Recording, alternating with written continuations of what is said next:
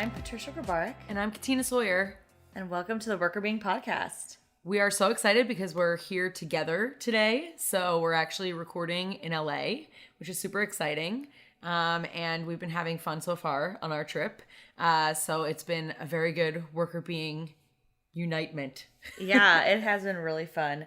But we're going to be talking about breaks today. And we've actually been doing a good job of taking breaks from our work too, which is where the fun has come into play. I mean, working on Worker Being stuff is fun in general. But we've taken some good breaks where we've gone to the beach and done a variety of things that have been really fun. And we'll definitely talk about why breaks are important throughout this episode today. Yeah. So we're pumped to talk about that. But first, we'll just share a little bit, I guess, of what we've been doing. Yeah. So, yeah, we went to the beach yesterday, as Patricia just said, and it was super fun. I don't get to go to the beach that frequently, so it's really nice for me to be able to treat myself, go hang out on the beach and have a nice day. And we had delicious, juice and, a lot of very California-y things. Very fancy. Yes. And we went to, for anybody that's in the LA area knows the LA area, we spent some time at the Venice Whaler afterwards for sunset, which was fun. And then we had sushi for dinner. So we were very California. Yes, very California. Evening. Yep. But it's been really fun. So for those of you that are listening to this episode, we are actually here because we're launching the podcast soon.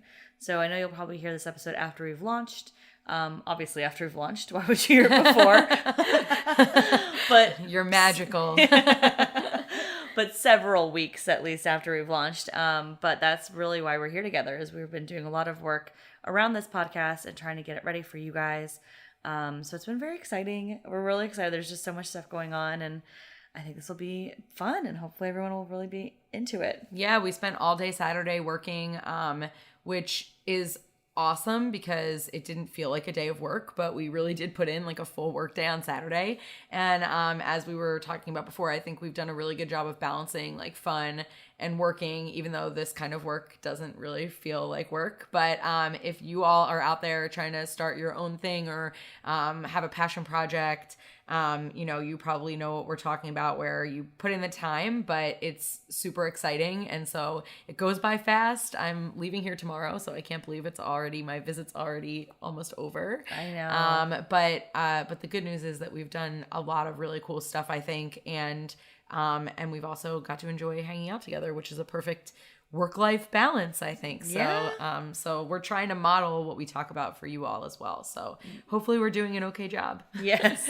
Yeah. Saturday was a long day of work, but it was really fun. We had our producer Allie with us, which is why we met up here in LA, because Allie lives here in LA too. So we were all together, but we ended the night with some amazing Thai food and just having fun and chatting. And I've known Allie forever.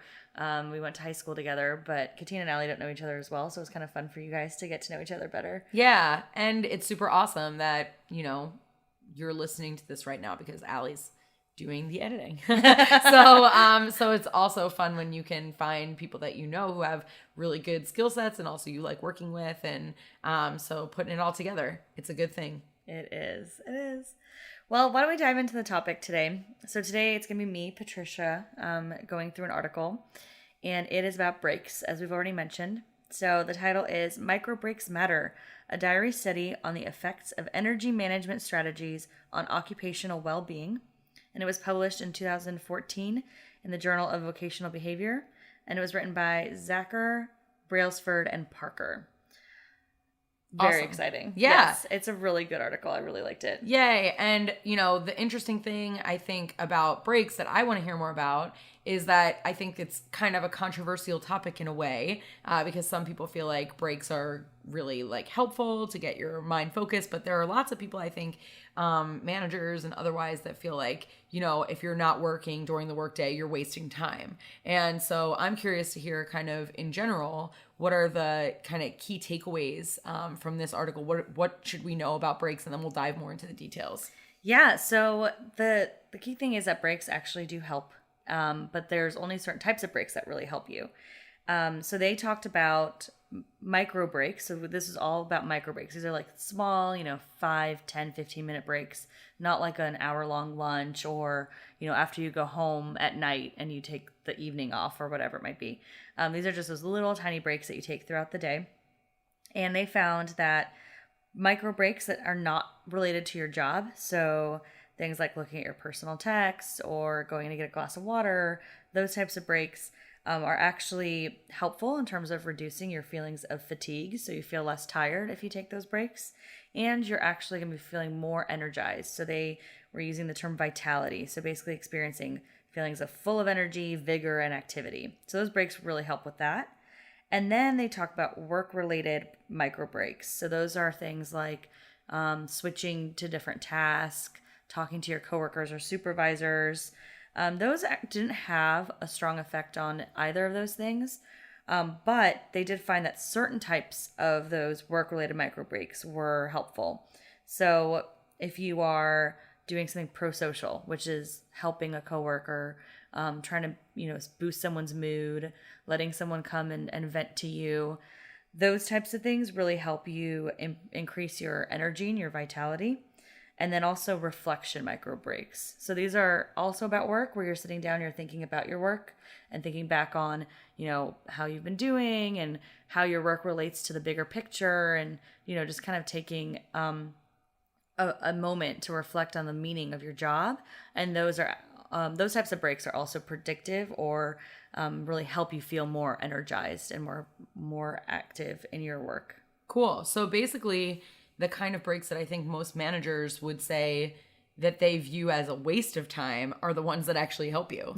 So things where you take a break to focus on something personal, or take a break to say something nice to a coworker, or take a break to just like think about what you've been doing, like those kinds of things, instead of just like, okay, you can take a break from this to focus on some other work-related thing, which I think would sound more like what a manager would think would be useful. Okay, yeah, you can take a break from working on this project to focus on a different project. But really what the article is saying is that, it is helpful to just disconnect a little bit, or to add something that's work related with regard to like, you're still talking to a colleague, but you're doing something that's positive or creates more positive emotion, and it's not necessarily task focused. Yep, that's exactly right. Yeah, so I think honestly those work-related micro breaks are the more interesting side of things. So just to give context as to how this study was done, I think it was really interesting. It was a diary study. So what that means is there were a bunch of employees they brought in. It was 124 employees, and they were surveyed in the morning and hourly, where they just basically complete the survey throughout the entire day. And they would say, like, did you take a break? And they would answer what kind of break they took. It wasn't like a select a category. They were just like, I went and got water, or I did XYZ, and then asking how they felt after those breaks to kind of get a sense for how people were feeling. And that's why they categorize these breaks, because there weren't any like really specific things where they were telling someone to do something, but they were just looking to understand what types of breaks people are taking. And once they categorize those breaks, which ones really had an impact. So those non-work related breaks there's so many different types of things. It could be getting coffee. It could be, calling your kid. It could be whatever. A million different things you could be doing that is not related to your job. And then the work related ones were also a lot of variety, but the ones that really were so important are the ones that you mentioned, Katina, the ones that have to do with making somebody have a better day, or, helping somebody at work, doing something that's going to have a positive impact on the work environment and the culture. And then those more personal, kind of reflective types of breaks. Yeah, I think that's super interesting, because I feel like there's a lot of like bad or negative like thoughts about being a helper at work. And I know that like there are, like Adam Grant's book, like Give and Take, like has a more positive spin on helping, but I feel like people always discount those helping kind of behaviors that people do, or like positive behaviors towards other people. And particularly, thinking like, well, that person's really nice and kind to others, but that's not like good performance. Mm-hmm. And so I think that that's really interesting, that the people that are taking time to do that would likely be feeling like more energized and more engaged with their work. So it's good to promote those kinds of behaviors, as opposed to just like, oh, the person who always has their head down and is constantly just like producing, and maybe isn't like the nicest person in the office, but, is constantly looking like like they're doing something. That might be the person that a manager would say, oh, well, they're like the best person to contribute to this team. But ultimately, there are going to be burnout consequences associated with that. And those helping behaviors are actually useful. Yeah, I think it's really important because I think you just wrote an article about this too. So there's an article that is on our website right now about care at work, where, you know, being kind at work. And there's a lot of places where that shows up, that actually being kind and actually helping and caring is very helpful for the workplace, but it's helpful for you. And you can kind of think about it like when you're doing charity work. Like I think a lot of people that do that type of work to help, you know, individuals that have some sort of need, or animals or whatever, you leave that feeling really good and positive about yourself and about just the experience. And I think this is a similar thing. So if your coworker needs some help and you're able to help out and make an impact on this person's day, you feel better about it. You feel good. And that would energize you because you're like, oh, wow, I actually made an impact on somebody. I helped somebody out. I think a lot of those interactions where you're showing that you care about somebody else has a lot of actually selfish benefits. Yeah, but I also think, like, you know, at the end of the day, like, it is interesting to see that it not only has a positive impact on the person that you're helping, but it also has a positive impact on you, because I think it gives further like credence to the idea of like, okay, well, if I take time out of my day to like do something nice for somebody else, the like, you know, straightforward thing would be it makes them feel better. But you might see it as a manager as a wash, right? Like somebody wasted time to make somebody else feel better, so it kind of neutralizes. But actually, this is showing that like taking time to do those things is good for the person, and it's good for the person they're helping. So it's kind of a, you know, win-win situation, which I think is good. Mm-hmm. Yeah, I think it's big that doesn't impact, it doesn't impact your ability to do your job, right? You're feeling more energized. So once you get back to actually doing your tasks, you're more focused in on them. You have more energy. You're probably gonna get more done than if you hadn't done that helping behavior with your coworker. You've got that vitality and that energy to kind of help you out. But the other thing that's interesting is that reflection side. Mm-hmm. So this I kind of think about. It's a little bit harder for me to even wrap my head around it in terms of, you know, what does that look like? Because maybe I just don't do these types of breaks personally myself. But like they're supposed to be the ones where you would sit down for a minute and be like, you take a pause from your work, you could still be at your desk, and you're just kind of thinking about the big picture and how you tie in and how your work is meaningful in your work environment or in the broader world, whatever you might be doing. So like, you know, this task is helping us launch a new product. So, and really thinking about where you fit in, and that would obviously energize you, right? Because you're seeing yourself fit into a bigger picture and feel like your work has some sort of meaning. Yeah, I think that's really interesting too, because in some of my work in, you know, coaching managers and people who lead teams or leaders, higher level leaders in organizations, like one of the things that I try to encourage them to do, because when you're, you know, in charge of a big group of people, it can be really, from an emotional standpoint, it can be kind of depleting. Like a lot of people come to you with their issues and problems, and you're like trying to work through everything. And I try to tell people that they should, you know, take time when they're by themselves, when they actually have a minute, to refocus on what their purpose is. Like, why are they doing this job? What is it that, you know, gets them up in the morning, makes them excited to go to work? Because not only will that help to re-engage them with why they're there, but it also can come through for their team, you know, that the team will see that they're more connected with their purpose, and maybe that will be motivating for them. So I think it's similar to the idea of reflection, you know, thinking back over your day and, you know, what you've done so far, what you plan to do, and why that's important. And it can be difficult to remind yourself to take those kinds of breaks, especially when things are really busy. But I think it's really good to show from a research perspective that it's actually useful, because I think, again, a lot of people, when they have a lot of things on their plate, they might see these things as like nice to do, but I don't need to do them. Whereas this is showing that if you want to be more productive, you should do them. It is something that should be part of your routine. Yeah, it's so easy to get lost in the weeds of what you're doing, the details, the tasks. You know, I've got 30 emails to respond to. So you get into that, and then you go from, you know, each email, and you probably have some sort of task that comes from it. And then you're like getting all involved and really in there. And I think it's hard to lift your head up from that. and think about your work in a different way. You know, I think it's a lot easier to do a break where you go and get your water. But I think that this type of break is something that's just really interesting that you can bring into your day that maybe you don't need a glass of water. So why get up to get a glass of water? Maybe take a second to refocus on the bigger picture. And that will really help you feel more energized overall in your day. Yeah. And one of the things I think, you know, managers often have a problem with is like, people complain that managers are hard to find. They're behind closed doors. They're not like easily accessible. They're not like out with their team asking questions about how people are doing.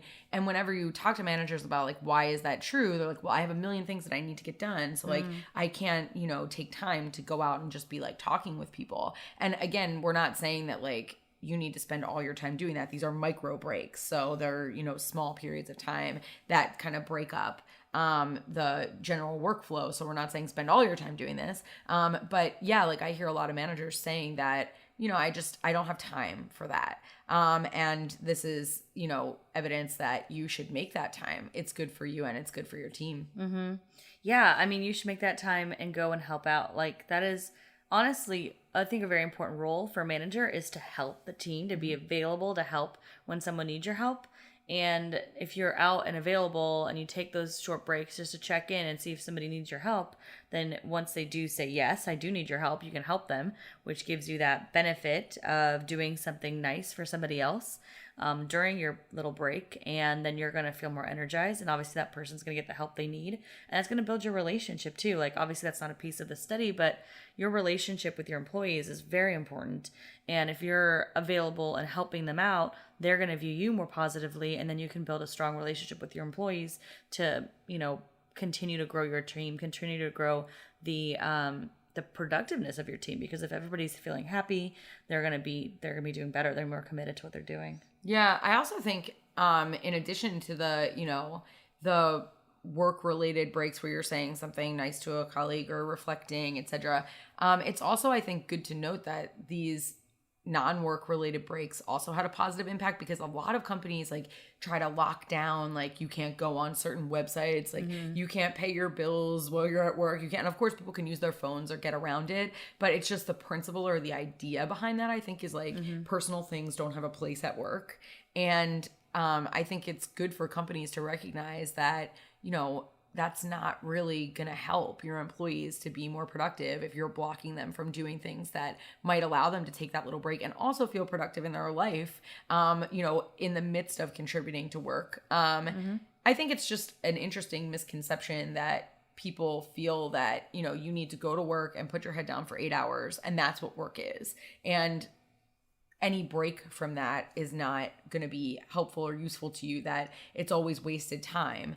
And really, it's difficult to focus on anything for that long period of time. You think about like classes that you've taken or trainings that you've sat in or whatever.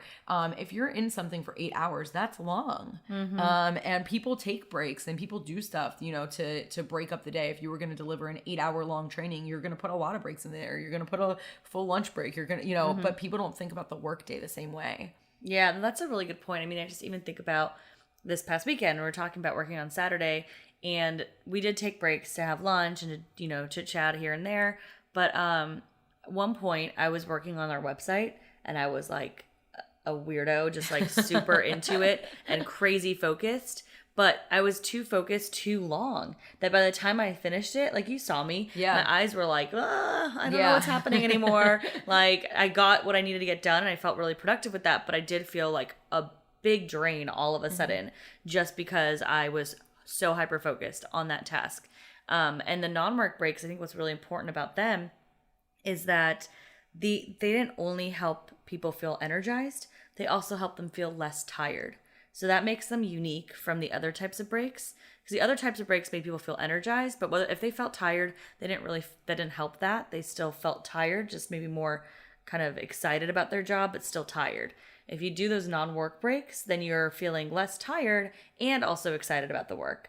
So it's kind of like a double whammy, right? You're getting an increase in energy and a decrease in the lack of energy. So I don't know how to explain that better. But, No, that's good. But basically there's a bigger gap. So I feel like you get an even better benefit when you take those non-work breaks. So I think it's really key to do that and be able to allow your employees to do that. If you're a manager or organization, let them go to the kitchen and get their coffee and have a moment, to themselves. Totally fine to go take a 10-minute walk around the building if you really need it. Obviously for physical health benefits too, but for their ability to kind of focus in when they get back into the desk and to do their work. Or like you said, bills, Facebook, email, that's personal, like all those things are really going to help you just kind of disconnect for a second so that you don't get into the crazy time warp hole that I did this past weekend. Yeah, I remember I was working with this company once, and they were just like so distressed because there was this crazy turnover that was happening in this one role. And they were like, we don't get it. Like, nobody wants to stay in this role. We're having like insane turnover and everybody seems disengaged and blah, blah, blah. And the head of the company was just this very like old school guy. And he was like, when I was young, I got jobs and I just put my head down and did the work. And like kids today don't want to work and blah, blah, blah. And like, it was all about like, the people are not good. So that's why the role is not like why we're having such issues filling the role, because we can't find the right people. And at the end of the day, what we found out was like, it was the role that really was awful. And basically they did all the stuff that we're talking about. Like you sat at your desk and you had to clock in and clock out when you got up from your desk and when you came back. And every time? Yes, every time you got up from your desk and came back. Bathroom? Yes. You had to clock in and clock out. And if any of your breaks was longer than 5 minutes, they would come find you and say like, hey, why did you take that break? And you had like you had 45 minutes for lunch. And if you were like 46 minutes, they would come and be like, hey, like, what's up with that extra minute? And every website, everything was locked down. They had to put their cell phones in like a container when they came in because he was like so concerned about people like being distracted from work and blah, blah, blah. And so like once I found all this out, I was like, well, no wonder everyone's leaving. This job sucks. Like, you know what I mean? It's horrible. And his perception was just like, work is a place for work. And why should you need to be on your cell phone? Why should you need to go on extra websites? Like, why should you need to take so many breaks? Blah, blah, blah. And once they changed that around and we really were able to get through to him of like, look, the reason that nobody likes this job is because it's basically like a prison. Then all of a sudden he was like, oh, okay, maybe we should try to do it differently. And so they like eased up and all of a sudden like more people were staying in the job, like magical. Yeah. But it was all about breaks and like being able to mesh that work and non-work stuff that people were just really frustrated with. Yeah, that makes sense. Do you mind me asking what type of job it was? It was a tech company and their job also was super boring. So the job was that they had all of this paper records of like people's accounts from like a million years ago, and they had to digitize all of them. Oh, wow. So it was basically just taking these papers and entering them into a system.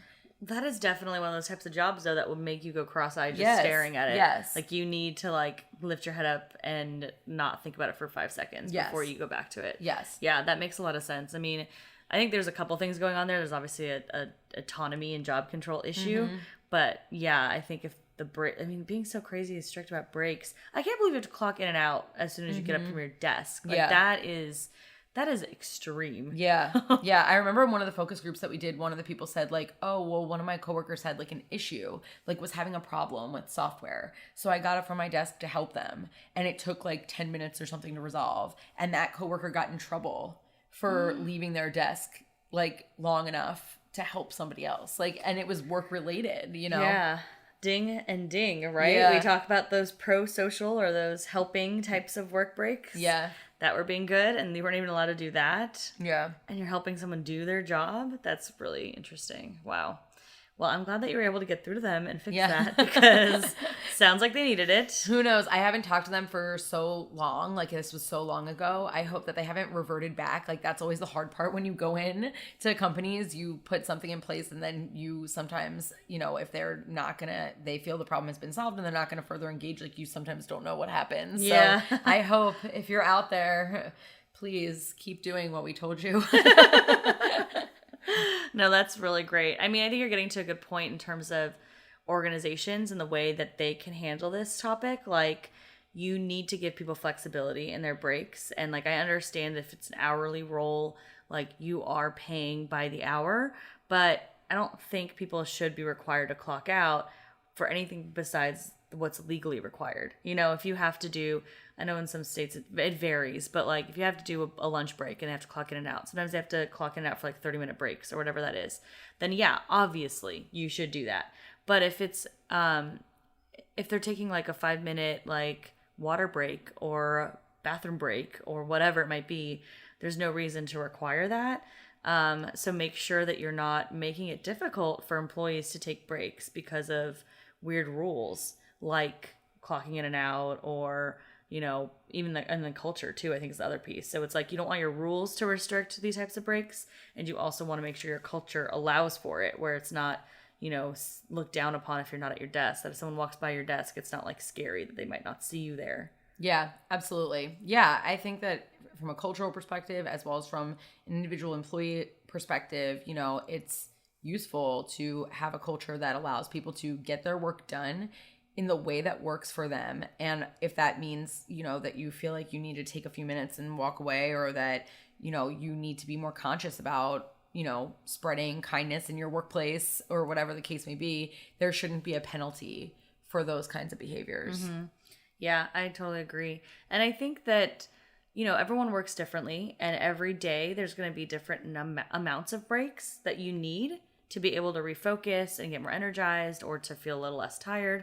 And I think that you need to really make sure that people have the flexibility to do what they need to do. Because maybe last night that person's kid was crying all night, and so they barely got any sleep, and so they're really tired. So having more of these breaks to kind of like re-energize is going to help them get through that day. And like, that's fine. They can have a day like that. And then the next day, maybe they've slept really well and they're not going to need as many breaks, and they don't, you know, they're really more focused that day for whatever other reasons, and they take maybe 2 breaks instead of 5. So like, it needs to be flexible, where people take the breaks that they need to take so that they can feel that energy and feel a little bit better about getting their work done and focusing in, so they're not kind of just sitting there and blindly staring at the TV, probably not the TV, but the computer, and not being able to do anything, right? Yeah. I think, you know, just because someone's sitting at a desk and looking at their computer and seems like they're doing stuff also doesn't mean that they're actually being productive. Yeah. I think that that's really important. I mean, there are really more efficient ways to work that don't require you to be just like staring at a computer screen 8 hours a day. And, you know, also just from a health perspective, like, it's not good for you from like a physical health perspective, like to just be sitting all day. It's not good for people for like, you know, even just like your eyes looking at a computer screen all day. Like, there are also these like other things that are related to, you know, hey, it's okay if people get up and do something else. And if you're forcing people to sit and just, you know, feel uncomfortable taking breaks and not feel like they're able to do that, just because they're sitting and looking at the computer doesn't mean that they're actually doing something that's efficient. So, you know, I know a lot of my friends that have kids will say like, well, once I had kids, I realized like, okay, I have this many hours in the day to get my work done. And that sort of like served to like focus them on what they needed to get done. So if you have a period of time that you know you need to get stuff done in, you can be focused for a short period of time, get things done. And that can be the same as being like, you know, feeling tired and de-energized and staring at a computer screen for 8 hours. And you know, you're not really getting that much done, even though you're sitting there, compared to a really good focused, you know, shorter period of time. Yeah, that's a good point. Like, sometimes people can get just as much done in 4 hours as they can in 8, depending on how they're focusing and what their energy levels are like. Yeah. But I think this also applies to non-desk jobs. So like in this study, they're really looking at those types of jobs. But if you imagine if you're working at like a Starbucks or some sort of coffee shop and you are on your feet all day, and you're really tired, like taking a little break to sit down and have a glass of water is probably good for you physically. And also mentally, you're going to have had that moment to kind of re-energize and get back into it, because that's also not good for employees in situations like that. If you're going to go talking only about productivity, you know, you're going to be slower if you're really tired and you don't have a break. You're going to be less likely to make things correctly. More mistakes and things happen when you're feeling that exhausted and that drain. So making sure that those types of individuals, like I said earlier with the hourly type of roles, to be able to give them breaks too that aren't just their scheduled, like, specific breaks they have to have. Like, let that person step away if they really need to. Yeah, companies are legally bound to do certain things, but usually it's good when you go above and beyond the legal requirements. So, like, yes, you're legally required to offer people, like, unpaid family leave, but a lot of companies do paid family leave, and they extend the time that you can take it, and they also offer paternity leave and things like that. Like, the law tells you what the bare bones is, but you can always make your workplace better. You can go above and beyond what the law requires. So, you may be giving people breaks right now, but really think about, is the structure that is currently in your workplace actually supporting people to be productive and efficient? Or is it something that, is more of a check the box, you did the minimum? Mm-hmm. And is it supporting them to take breaks when they need to? Because, again, you can easily have scheduled breaks, and but you don't have a culture of letting someone just leave and walk away when they need to for a second. Obviously, in certain situations, if I'm the only person working behind a counter in a store, like, maybe I can't walk away right then. But being able to make sure you're staffing properly so people can, take their, water break or whatever it might be for even like 2 minutes, I think is really important. It's really important to think about, are you creating the culture and the environment that lets people take the appropriate time they need to then come back and be even more productive for you? Yeah, absolutely. What kind of breaks do you take during a regular day? Oh, goodness. Let's talk about how I'm not good at this. My lunch breaks are rarely an hour, or even close to that. It kind of just depends, honestly. I kind of do fluctuate my breaks. I will do like a good stand-up break, grab myself some tea or some water, or take a few minutes to go on social media. And then, but in terms of like actually taking like a long break, I'm not good at that. For the micro breaks, I think I'm pretty good about like actually doing a little thing for myself away from the desk. I don't work with people around me. So the pro-social or like the caring, helping coworker breaks sometimes can be a little bit harder. Like, I do chat with my coworkers on IM and things like that. But I can't see if someone is struggling with something. Like, someone has to basically tell me that they need help with something before I can help them. Or, I might have an inkling based on something somebody said at some point, but I don't have the luxury of walking over to someone and actually helping in any way. But I will say the reflection one, I'm not good at that usually, but we recently, there's like some new product stuff that we've been working on. And I think that those types of projects almost make me pause, because I think about, okay, well, how is this going to impact the broader work if I do X, Y, Z, or if I, whatever I'm focusing on at that moment. So those types of projects just generally almost facilitate that type of break for me. They make me take a more reflective break. But yeah, for me, it's more of those little non-work breaks where I just make some iced tea or something fun like that. Yeah. I feel I'm not good at taking longer breaks, but the good news is, I guess with this study, they're saying that the breaks can be short to be effective. So that's good. I also spend a lot of time working without people around me because a lot of my job is writing. And so, there's this really famous book about how to be an effective writer, and they basically say a lot of what we're saying here, like, you should write for 20 minutes on and then 10 minutes off, and then 20 minutes on and 10 minutes off, almost like you're doing like, how you would do exercise, like 45 minutes of high intensity, 15-minute break kind of thing. They basically will say, like, you need to rest and focus to get your brain back in place.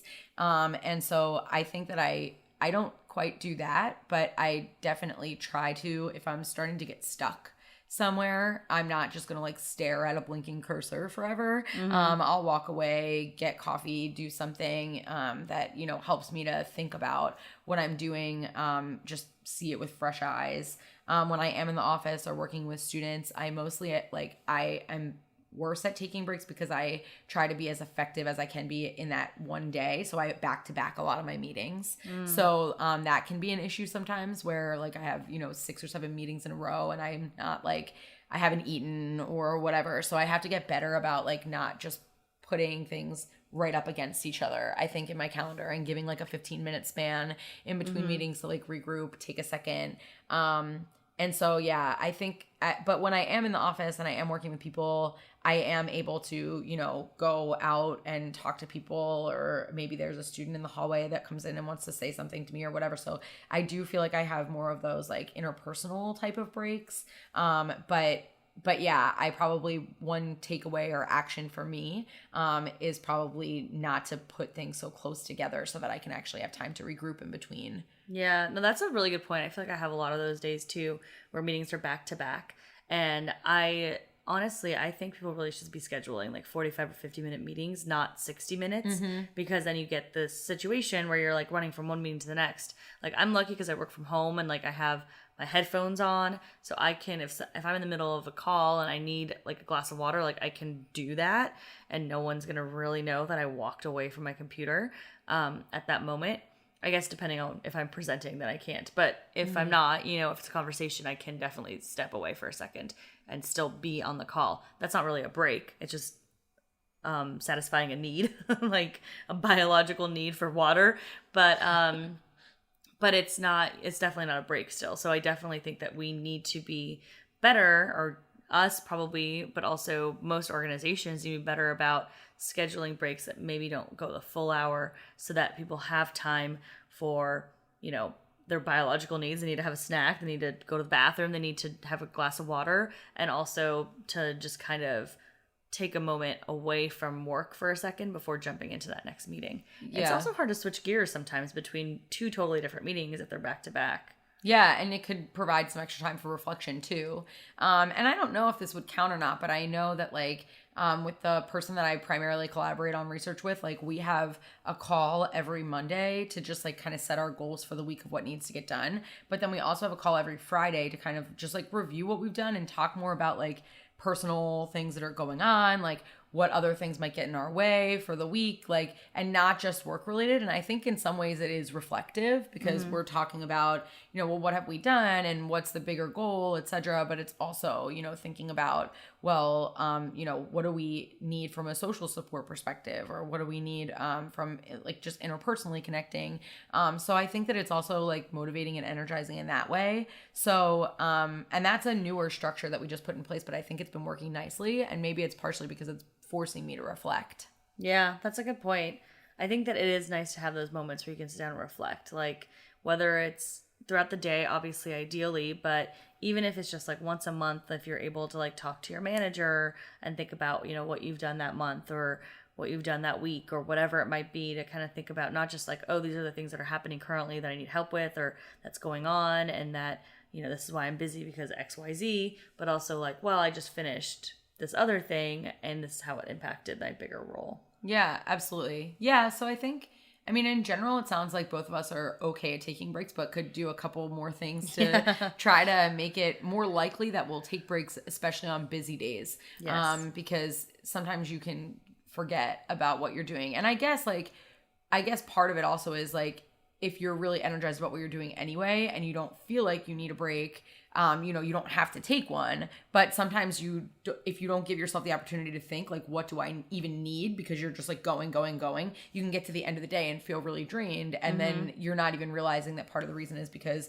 you were just like on nonstop. Like I've done like, you have a meeting from 11 to 12, and then you have to drive to your next meeting that starts at 1, and you take a call at 12, and you take a call at 12:30, and then you're hanging up the phone while you're walking into your 1 o'clock meeting, and then you get back in the car at 2, and I have a call at 2, and call at 2:30 before I get back to my office for another meeting at 3, and you're just like going crazy, like on calls and meetings, blah, blah, blah. And by the end of the day, like, I'm just like, man, I'm tired. But I don't know why, because I'm like, well, all I did was like sit and talk to people, like whatever. But at the end of the day, like you can tell. So if you're feeling tired at the end of the day a lot, you may need breaks. So being more conscious about that is good. That's a good point. It's like your tell. Like basically it's your sign, it's your indicator that's saying, hey, you should have probably taken a couple breaks throughout this day because now you're feeling really, really exhausted. And I think there's some days that you're just not gonna be able to avoid that. But if you can do anything to kind of lessen that, so make it a little bit less extreme, like those non-work breaks, those are, I think, the ones that you really should be focusing on if you're feeling that tired at the end of the day, is really, how can I take a minute to just like not be working, just to do whatever. Maybe I really want to just text my husband. Maybe I really want to just, I don't know, make a fun latte. I don't know.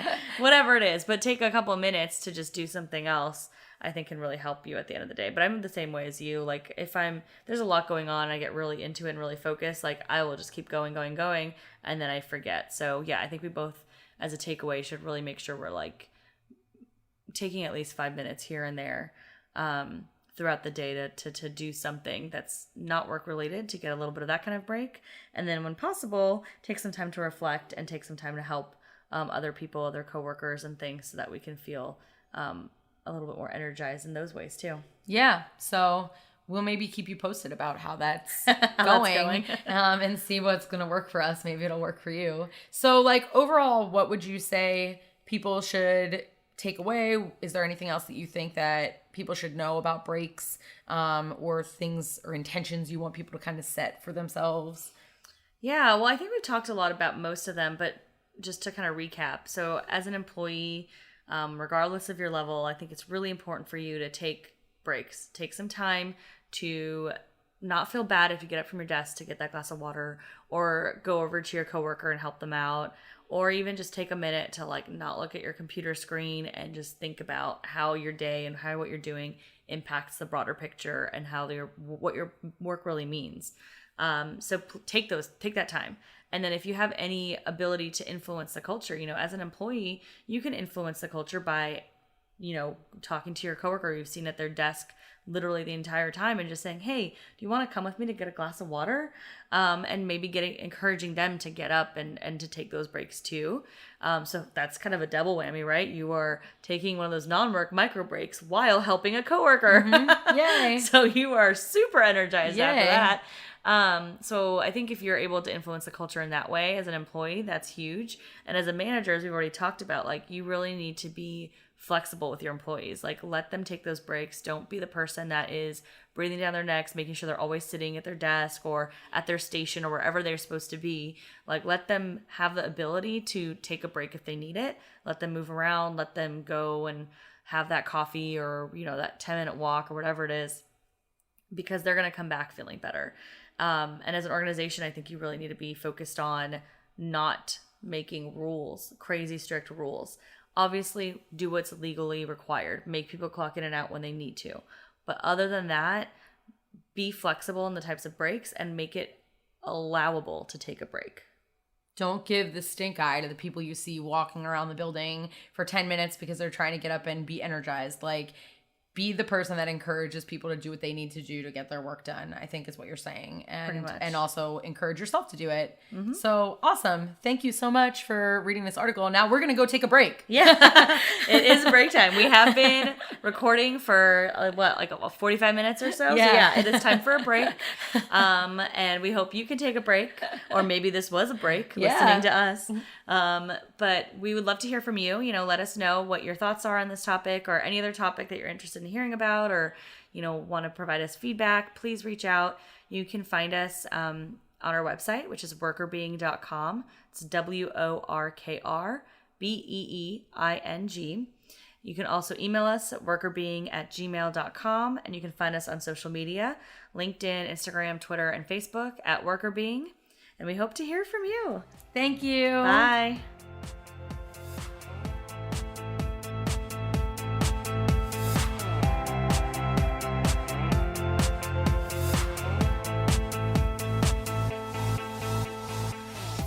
The Worker Being podcast is hosted by us, Patricia Grabarek and Katina Sawyer, and produced by Allie Johnson.